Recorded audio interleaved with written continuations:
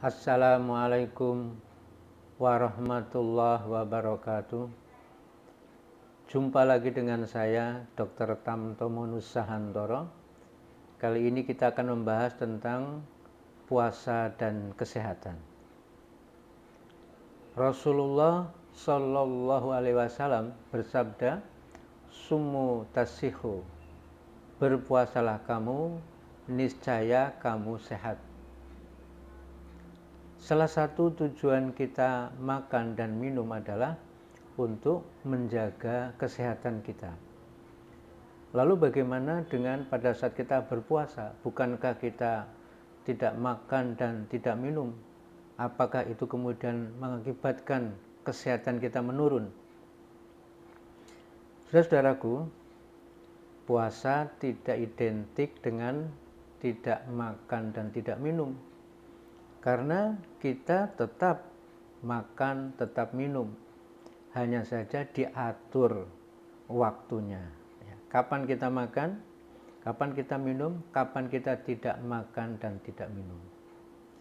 Oleh karena itu, agar puasa kita menyehatkan, sebagaimana yang telah disabdakan oleh Rasulullah SAW adalah yang harus diingat bahwa kita tetap makan sahur, ya. Inilah yang membedakan puasa kita dengan puasanya orang-orang non-muslim. Kita, umat yang beriman, itu berpuasa tetapi dengan diawali makan sahur.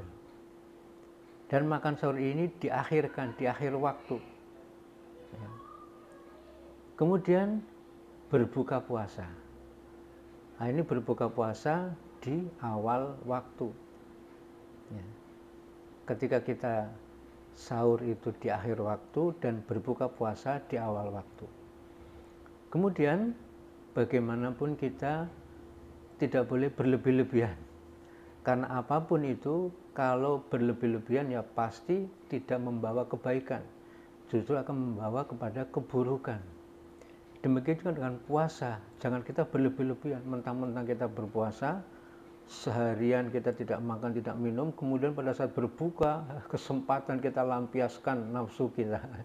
Ini tidak membawa kesehatan, bahkan justru akan merusak kesehatan kita.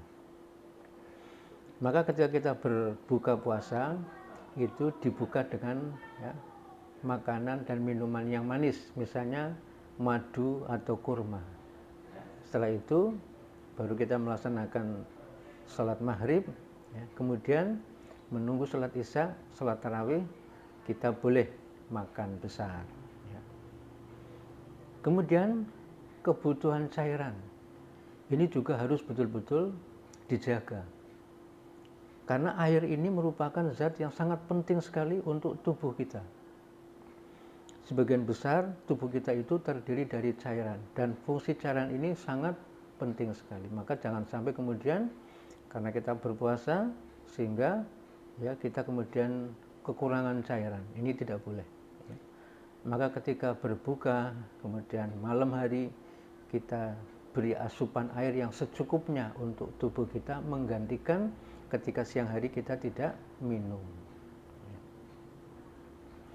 Kemudian apalagi yang harus kita perhatikan agar puasa kita itu menyehatkan, yaitu kita jaga tubuh kita agar beristirahat secukupnya. Memang betul ya, di dalam bulan suci Ramadan itu amalan-amalan akan mendapatkan pahala yang begitu besar. Tetapi jangan kemudian kita terlalu bersemangat sehingga akhirnya sampai lupa bahwa tubuh kita pun perlu istirahat. Saking semangat kita beribadah sampai-sampai berlebih-lebihan, akhirnya pertengahan Ramadan atau 10 hari yang terakhir kita sudah tidak kuat lagi, bahkan kita sakit karena kurang istirahat, akhirnya tidak mendapatkan keutamaan malam Lailatul Qadar. Ini yang tidak diinginkan. Tetap kita jaga waktu-waktu istirahat. Ada saat-saatnya kita beristirahat agar tubuh kita tetap sehat dan bisa menjalankan puasa dengan sebaik-baiknya. Kemudian berolahraga bagaimana? boleh ya. Tetap kita harus olahraga, meskipun tentunya ya jangan berlebih-lebihan sehingga kita kelelahan, sehingga kita lemes, yang kemudian malah tidak mampu untuk berpuasa. Ya tentunya ini akan merugikan ya. Maka penting juga kita tetap jaga olahraga agar kita tetap sehat, segar ya, meskipun tentunya tidak berlebih-lebihan. Kemudian makanan minuman kita itu hendaknya betul-betul yang bernilai gizi ya. 4 sehat 5 sempurna. Ada karbohidratnya ya, ada vitaminnya, ada mineralnya, ada proteinnya ya. Bahkan kalau perlu ada tadi penyempurnanya susu ya. Sehingga kita tetap fit walaupun kita berpuasa, tapi kita tetap segar, tetap bisa produktif ya. Tidak kemudian dengan alasan kita puasa kemudian kita bermalas-malasan, tidak lagi produktif. Ini tentunya bukan seperti itu maksud dari berpuasa kita. Kemudian penting sekali bagaimana kita jaga ya. Jaga apa? Jaga mata kita, jaga mulut kita ya. Jaga telinga kita, kita jaga tubuh kita dari hal-hal perbuatan dosa. Mengapa? Karena setiap perbuatan dosa sekecil apapun itu akan menimbulkan ya kerusakan pada jasmani kita.